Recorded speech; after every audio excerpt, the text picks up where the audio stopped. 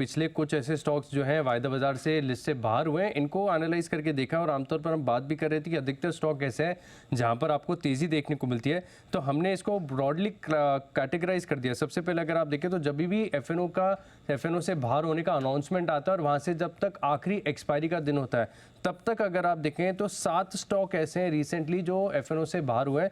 इनमें से सिर्फ 6 स्टॉक ऐसे हैं जिनमें तेज़ी देखने को मिली, सिर्फ एक ऐसा जहां पर गिरावट आई है। आपको बता दूं जैसे टोरेंट पावर है, यहाँ पर आपको देखने को मिली थी 20% की तेज़ी। इंडियाबुल्स हाउसिंग फाइनेंस ऑलरेडी 24-25% चल चुका है। इंटेलेक्ट डिज़ाइन 6% की तेज़ी आई थी। रेन इंडस्ट्रीज 5% चला। वर्लपूल 7% की तेज़ी देखने को मिली। यानी ऑन एन एवरेज अगर आप देखें तो स्टॉक में तकरीबन 10% तक की तेज़ी आपको लास्ट एक्सपायरी तक यहाँ पर देखने को मिलती है। लेकिन इसके बाद का ट्रेंड काफ़ी ज़्यादा इंटरेस्टिंग होता है। अगर आप 6 महीने का सेम टाइम फ्रेम देखें इन सभी स्टॉक्स में जो एफएनओ से बाहर निकले थे तो यहाँ पर ऑन एन एवरेज आपको 23% तक के रिटर्न्स देखने को मिलते हैं। अब क्योंकि इंडियाबुल्स हाउसिंग फाइनेंस को 6 महीने नहीं हुए तो यहाँ पर हमारे पास जो सैंपल साइज है वो सिर्फ 6 स्टॉक्स का है। इसमें अगर आप देखें तो केवल एक्सेप्शन है रेन इंडस्ट्री, जो कि अभी भी फिलहाल थोड़ा सा लैग ही कर रहा है, लेकिन इसने रिटर्न नहीं दिया। ये जैसे इसका अनाउंसमेंट आया वहाँ से 6 महीने तक अगर आप देखें तो 3% की गिरावट देखने को मिली।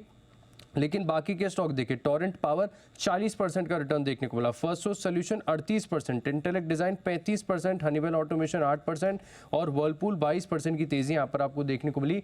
ऑन एन एवरेज अगले 6 महीने में 23% तक के रिटर्न्स आपको देखने को मिले और अब तक का भी अगर आप रिकॉर्ड देखें तो काफ़ी अच्छा है। इनफैक्ट आप देखिए टोरेंट पावर 109% की तेज़ी आ गई, फर्स्ट सोर्स सोल्यूशन 87% चल गया, इंटेलेक्ट डिज़ाइन 53% की तेज़ी आ गई। लेकिन रेन इंडस्ट्री जैसे कि मैंने बताया लैग कर रहा है, 2% की गिरावट है। हनीवेल ऑटोमेशन एफएनओ में था तभी भी सुस्ता, अभी भी अगर आप देखें तो उन स्तरों से 1-1.5% के आसपास का ही मूव है। इंडियाबुल्स हाउसिंग फाइनेंस अभी इसको थोड़ा समय लगेगा, लेकिन जैसे अनाउंसमेंट आया है तब से लेकर अब तक यहाँ पर भी 24-25% के रिटर्न्स आ गया।